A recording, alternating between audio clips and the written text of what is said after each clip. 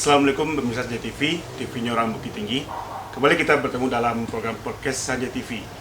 Hari ini kita akan berbincang dengan Bapak Kepala Dinas Perhubungan Kota Bukit Tinggi, Bapak Doni Ferry. Selamat siang Pak. Selamat siang, alhamdulillah baik. Serta Bapak Ketua Komisi 2 DPRD Kota Bukit Tinggi, Bapak Edison Ketibasa. Selamat siang Pak. Selamat siang. Apa kabar ini Pak? Alhamdulillah baik. Dalam kesempatan kali ini kita akan berbincang tentang rekayasa lalu lintas dan persiapan Bukit Tinggi untuk menghadapi Idul Fitri 1443 Hijriah. Nah, untuk Bapak Kepala Dinas Perhubungan, bagaimana untuk persiapan kita Pak, khususnya mengenai rekayasa lalu lintas di Kota Bukit Tinggi? Kota Bukit Tinggi ini dia itu konturnya hanya terpusat satu kawasan ya. Yang pertama perekonomian ataupun yang strategis di Kota Bukit Tinggi ini, pasar segala macamnya. Kemudian ditambah dengan objek wisata yang satu kawasan. Nah, ini sangat menentukan sekali karena pada satu waktu tertentu orang akan bertujuan yang sama sehingga menjadi keramaian itu ya, padat lah. Kemudian yang terakhir yang tidak kalah penting dan ini yang menentukan sekali adab atau etika daripada kita pembawa pengendara mobil ini, baik yang di Bukit Tinggi maupun dari pengunjung ya. Mudah-mudahan ya ini tiga hal yang perlu kita sikapi dulu sehingga kita bisa brainstormingnya dan sehingga tidak ada kata ungkapan yang tidak baik kepada pemerintah Kota Bukit Tinggi. Jadi dalam hal ini benar kita sudah menyiapkan dalam rangka menyambut Lebaran 1443 ini. Yang pertama di awal-awal bulan puasa kita sudah melakukan rakor dengan provinsi. Memang prediksi 1,8 juta jiwa pemudik datang ke Sumbar, ini paling besar itu ke Bukit Tinggi ya, paling besar ya persentasenya. Jadi artinya dari seluruh lini baik dari kepolisian, pemerintahan ataupun TNI, Polri dan seluruhnya memang memprediksi Bukit Tinggi ini yang bakal menjadi padat. Nah, tentu dalam hal ini bagaimanapun dengan tiga isu strategis tadi kita harus berupaya untuk bagaimana meminimalisir tidak terjadinya macet. Nah, tentu dalam hal ini kita yang pertama kita kerjasama dengan Satlantas ya, Polres Kota Bukit Tinggi, dan alhamdulillah kita selama ini sangat bagus kerjasamanya dan saling tolong menolong, dan ini menjadikan sebuah penguatan bagi kita untuk bagaimana minimalisir dari terjadinya kemacetan. Rekayasa lalu lintas itu memang ada dua hal sebetulnya. Yang pertama lahir dari polisi sendiri ataupun dari kita dari Sub, karena memang kewenangan dalam membuat manajemen rekayasa lalu lintas itu berada di dua institusi ini. Tetapi untuk eksekutornya memang berada di pihak kepolisian sesuai dengan Undang-Undang Nomor 22 Tahun 2009 tentang Undang-Undang Lalu Lintas ini. Nah, artinya tentu kita memberikan gambaran untuk bagaimana merekayasa lalu lintas di Kota Bukit Tinggi. Cuman untuk tahun sekarang karena begitu banyaknya prediksi akan datang pemudik, ini kita jadi persoalan satu ini. Ada satu ruas jalan kita yang tidak bisa kita optimalkan. Sebenarnya dulu itu adalah ruas untuk pembuang arus ya, untuk orang keluar dari kota itu, dan dia keluar ke Simpang Madiangin mengarah ke Payakumbuh, bisa ke Padang, bisa ke Medan dan ke Pekanbaru. Tetapi kondisi sekarang karena ada proyek kita yang masih belum clear pelaksana, sehingga memang itu menjadi persoalan. Tetapi bagaimanapun persoalan, kita sebagai pemerintah daerah dalam hal ini Dinas Perhubungan tentu mencarikan solusi setidaknya mengurangi atau meminimalisir dari persoalan yang ada di jalan tersebut. Nah, ada pengalihan jalan di daerah tersebut yang harus mutlak kita laksanakan. Jalan di sana itu memang harus satu arah dan kita tidak bisa memanfaatkan jalan yang pas di depan terminal TPC Wowo kita itu. Memang kita masukkan ke dalam terminal dan kita arahkan keluar kembali. Nah, itu mungkin gambaran secara umum, dan kita berharap kepada masyarakat bagaimana seperti yang kami sampaikan tadi, tiga isu strategis, dan itu yang harus kita pahami dan kita berlapang hati, berlapang dada untuk melaksanakan Lebaran Kota Bukit Tinggi. Baik, itu tadi penjelasan dari Bapak Kepala Dinas Perhubungan, Bapak Doni Ferry.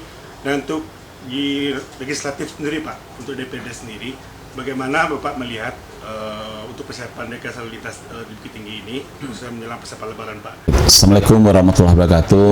Terima kasih pada siang hari ini kita bisa berbincang dengan masyarakat Bukit Tinggi, dan saya juga bangga didampingi oleh Bapak Doni Ferry selaku Kepala Dinas Perhubungan Kota Bukit Tinggi yang baru. Selamat Pak Jon, mudah-mudahan amanah ini dapat dilaksanakan sebagaimana mestinya. Amin. Baik, insya Allah lebih kurang 5 hari ke depan kita akan memasuki Lebaran Idul Fitri tahun 1443 Hijriah atau tahun 2022 Masehi ini. Saya mencoba mencari data dan kita coba kombinasikan dengan sebuah perkiraan kita bahwa tahun 2022 ini sepertinya akan terjadi peningkatan arus mudik ke Sumatera Barat, lebih khusus ke Kota Bukit Tinggi. Saya berani mengatakan lebih daripada 2 kali lipat daripada tahun lalu. Ada beberapa faktor penyebab. Yang pertama, memang kita sadari selama COVID ini kan masyarakat kita yang di perantauan ini terhalang ataupun tidak bisa mudik merayakan Lebaran bersama keluarga. Dan ini merupakan sebuah kondisi nasional, bukan hanya di Kota Bukit Tinggi. Kemudian yang kedua, kita melihat hari ini terjadi kemudahan perolehan kendaraan, baik kendaraan roda 4 termasuk kendaraan roda 2, di mana ini sebuah perilaku dan pertumbuhan yang sangat signifikan. Jadi boleh kita katakan kendaraan bermotor itu bukan lagi barang luks oleh masyarakat. Hampir rata-rata setiap rumah itu ada kendaraan, baik roda 4 maupun roda 2. Nah, yang ketiga faktornya yang menyebabkan seperti yang saya sampaikan akan terjadi peningkatan luar biasa ke Bukit Tinggi. Dengan adanya informasi ada beberapa ruas jalan tol yang telah siap, khususnya di Sumatera bagian selatan.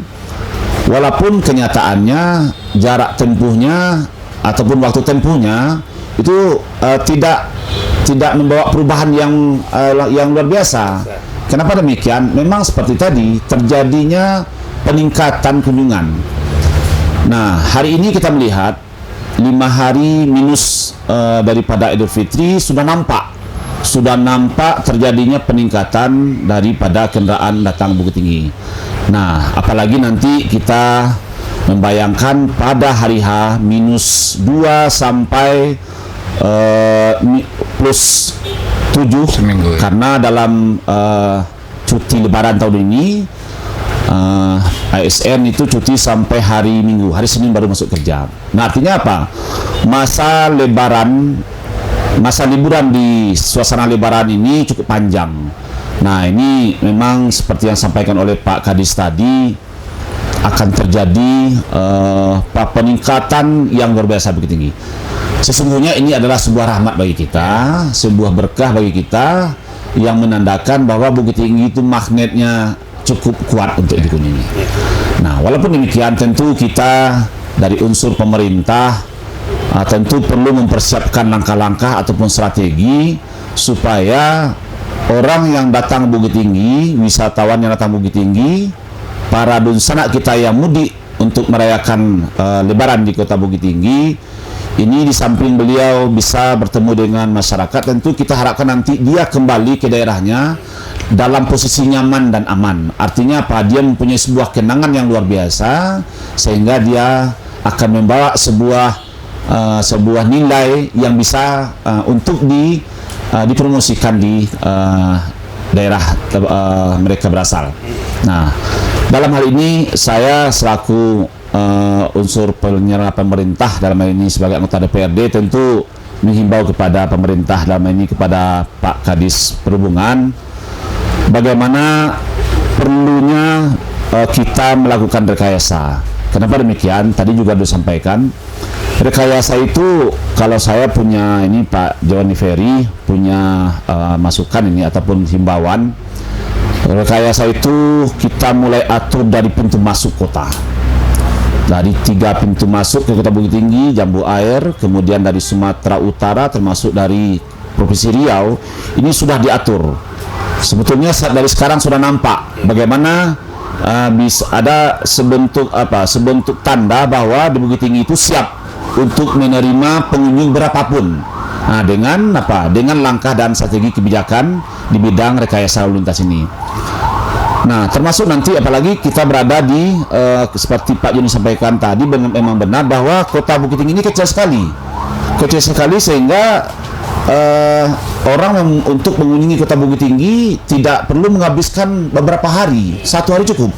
Tetapi bisa jadi nanti terjadi ketika akan mengunjungi dari satu tempat ke tempat lain akan memakai waktu yang sangat lama. Nah, ini bisa terjadi kenapa? Karena mungkin persoalan lalu lintas. Nah, tentu di sini kita meminta kepada Pak Joni Ferry bagaimana merekayasa lalu lintas ini sedemikian rupa, baik jalan-jalan yang ada di pusat kota atau pusat keramaian. Kami perlu Pak Jon, bagaimana kita juga bisa memberdayakan jalan-jalan lingkung, Pak. Saya lihat hari ini, alhamdulillah jalan lingkung di Kota Bukit Tinggi sudah sangat sempurna, artinya sudah sangat layak untuk dilalui oleh kendaraan, baik roda 4 maupun roda 2. Ini juga bisa kita berdayakan supaya nanti tidak menumpuk di satu jalan utama saja. Nah, kemudian tentu nanti saya yakin akan terjalin kerjasama yang baik dengan lintas sektoral, katakanlah kepolisian melalui lalu lintas, dan juga boleh jadi kita jalin kerjasama dengan Pol PP. Ini kan juga termasuk dalam mengantisipasi. Antara lain yang paling persoalan nanti saya melihat bahwa parkir kendaraan di jalan raya yang tidak pada tempatnya ini akan menjadi persoalan. Nah, ini persoalan kadang-kadang parkir sudah berjam-jam segala macam. Jadi ini nanti mungkin tentu kita ingin juga nanti dengar dari Pak Joni Ferry sebentuk apa rekayasa konkretnya nanti, baik dari mulut kota termasuk di jalan-jalan raya dan juga bagaimana memberdayakan jalan-jalan lingkung yang ada di seputaran Kota Bukit Tinggi. Nah, sehingga nanti Bukit Tinggi nyaman nanti selama berlangsungnya Lebaran di Kota Bukit Tinggi. Tadi Bapak Edison Latif sudah menjelaskan dan menyinggung sedikit tentang parkir, Pak. Nah, untuk di parkir kita sendiri, Pak, untuk Lebaran nanti di mana ya, Pak?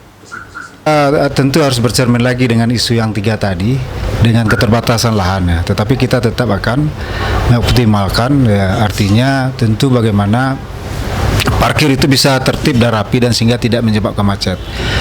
Untuk titik parkir resmi kita berjumlah 31 titik ya.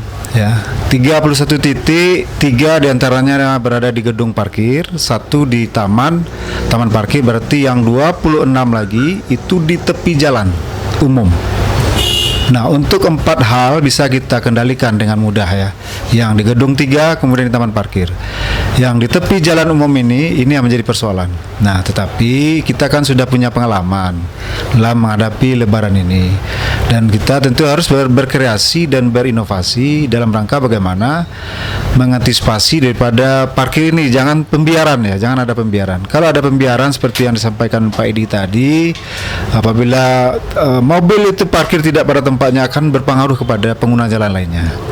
Nah, kita baru saja mendapatkan persetujuan dari pimpinan, kita membuka kantong-kantong baru ya. Kantong-kantong baru parkir ini untuk sifatnya sementara, tidak permanen, dan ini tidak menjadi titik parkir resmi. Tetapi dalam hal pengelolaannya ini sudah persetujuan dari beberapa pemerintah kita yang ada, karena kalau kita tarik secara pemerintahan itu harus ada SK-nya, ada regulasinya. Nah, di sini kita memberikan penguatan kepada masyarakat dalam rangka bagaimana kearifan lokal untuk bisa mengelola dan tetap menjadi panduan adalah sesuai dengan tarif parkir kita.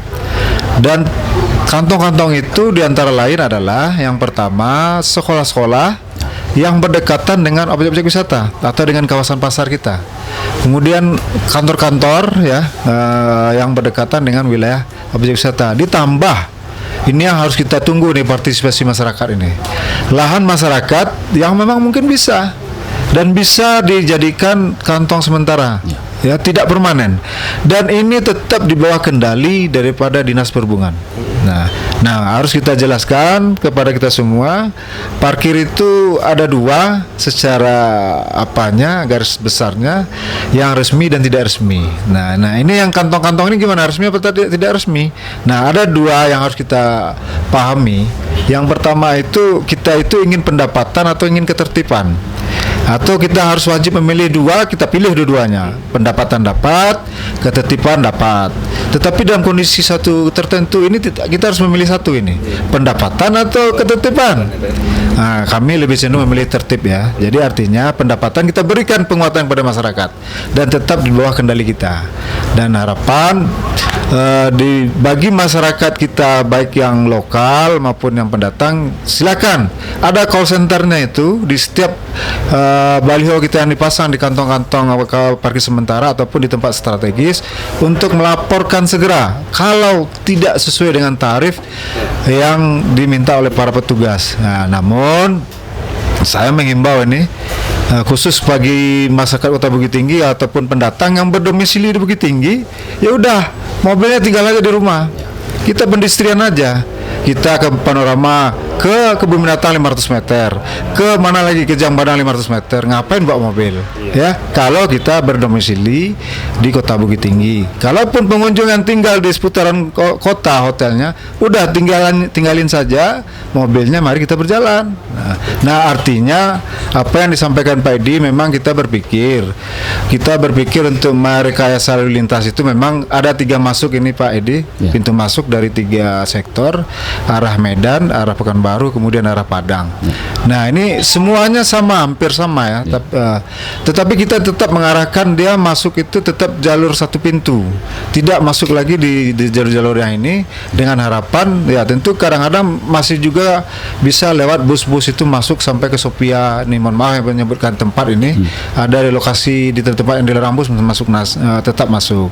Nah, artinya kita akan menambah rambu dan memberikan pembatasan kepada mobil-mobil yang memang menjadikan angkutan umum secara besar gitu. Tetapi kalau mobil pribadi kita memang arahkan sejalan tadi, dan kita akan memberikan rekayasa. Dan kemarin kita sudah menyampaikan kepada Lantas dan berpikir bahwasanya belum saatnya Pak John, ya kita masih dalam rangka untuk memberikan apa. Tetapi sebenarnya untuk aktualisasinya kita sudah mulai memasang apa tadi? Sudah mulai masang penertiban badan jalan dengan road barrier, kemudian dengan pakai rambu-rambu. Tadi sudah kita mana yang jalan yang harus dibelah dan tidak boleh lagi perputaran di sana sudah kita pasang.